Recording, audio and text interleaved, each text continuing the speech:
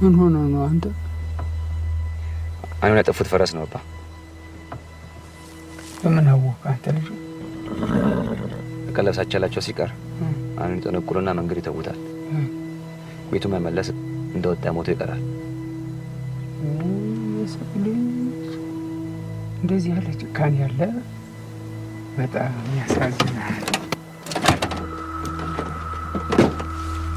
ተው ልጄ ቆይ ተው።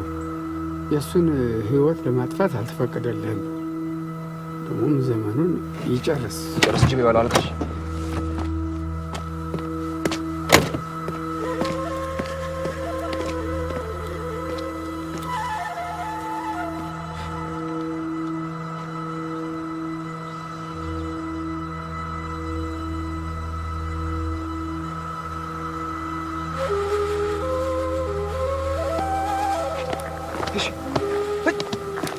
Dich!